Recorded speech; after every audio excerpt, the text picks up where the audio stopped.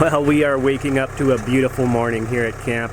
Getting up early, we're gonna head out and get into the park. We've got a couple hikes planned. Loving this spot here. Sun is just starting to hit these snow-capped mountains. Let's go have some fun.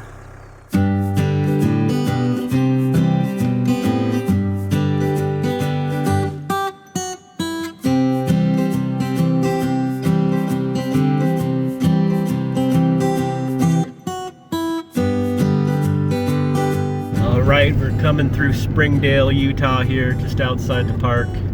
Have a neat little town, surrounded by these big rock cliffs. Sun's still not come up over the hill yet.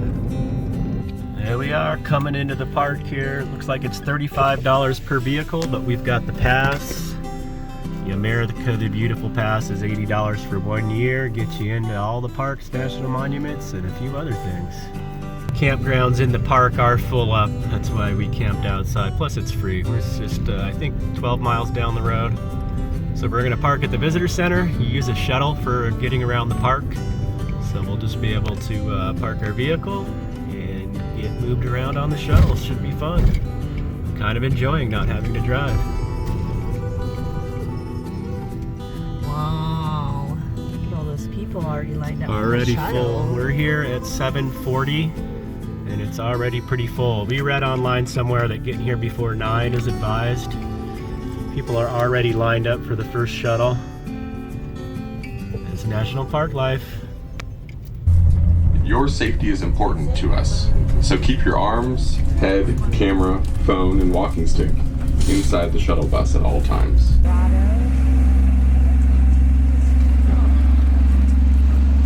All right, we took the shuttle bus to the grotto. We're at the Angels Landing trailhead. Rated a strenuous hike, 5.4 miles round trip, 1,000 or 1,500 foot elevation gain. Top of it, there's 1,000-foot drop-offs. Let's do it.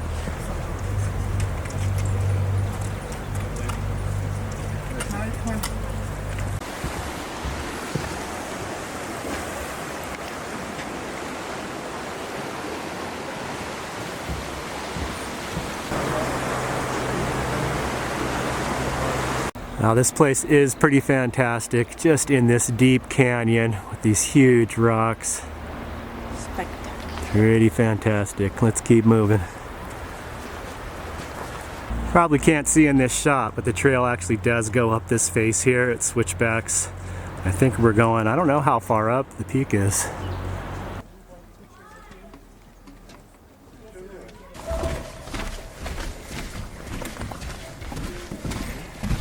Some serious switchbacks happening here. There's waves right up there. Alright, this is the last stretch here. I think it's a half mile. Gotta go up this rock. It's kind of congested, so there's going to be some waiting. There are some chains you can use to hold on to. So we're going to get in line. Kind of like an amusement park up here. Alright, here it is, Angels Landing. Since 2004, 6 people have died falling from the cliffs on this route.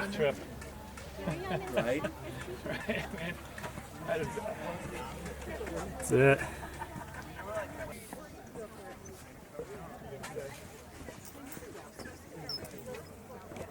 Alright, that is a long ways down there. We're going to be going up that ridge line. There's chains to hold on to. Pretty wild. Chop offs on both sides. I had came once when my kids were young, and we looked around, and we came back a couple years later, and we hiked the Narrows and Go back up. I think this might be the worst one. Alex, you could also go down backwards. Yeah, I'm gonna go sideways-ish. Got 2 more behind us. Good? They fall off. I'll leave that water bottle there. Yeah, it's probably a good idea.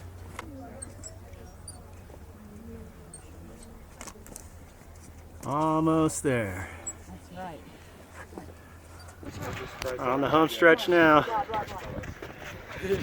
All right, just about at the end of the road here. What a view.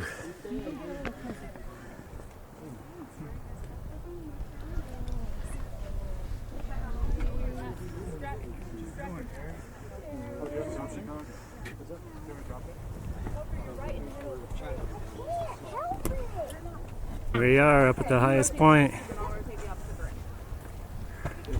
You guys with? All right, we made it to the top. Time for a little lunch break. This is our view. Not too bad. It's cool and breezy up here.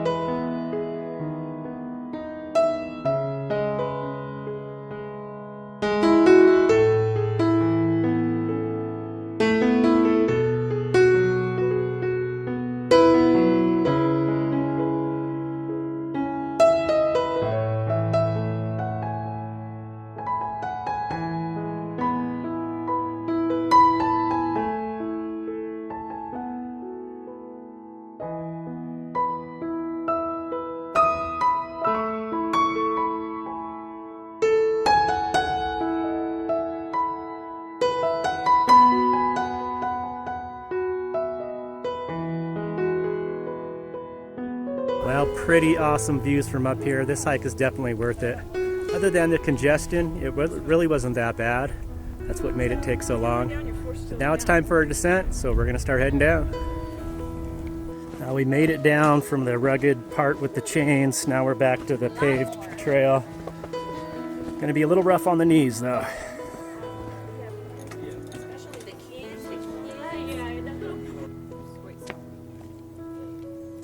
You pose for me, buddy? What? Looking dapper today.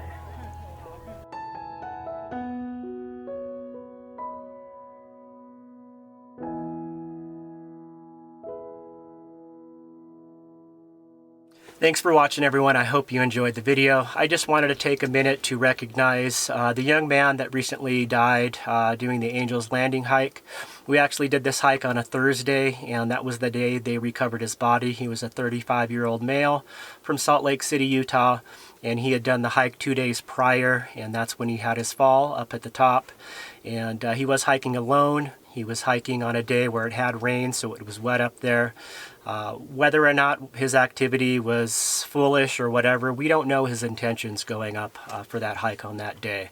But we do know that he had an accident and he fell and he died.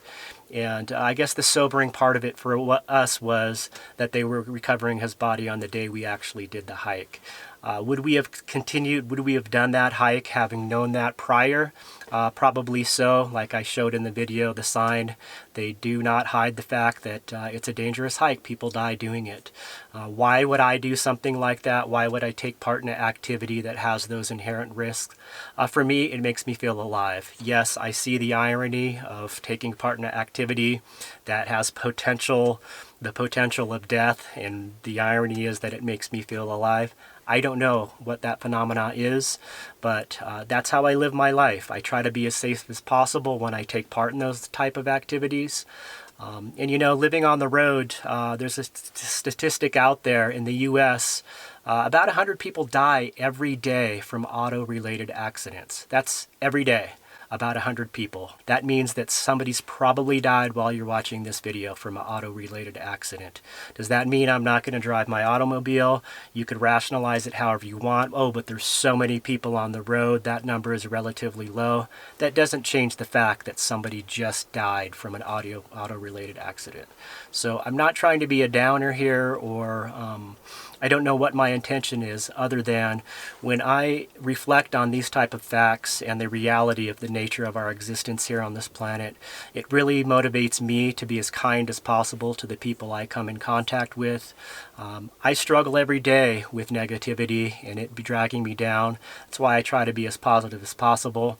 This YouTube channel alone, with posting videos on a weekly basis, I want to just give it up and just discontinue what I'm doing.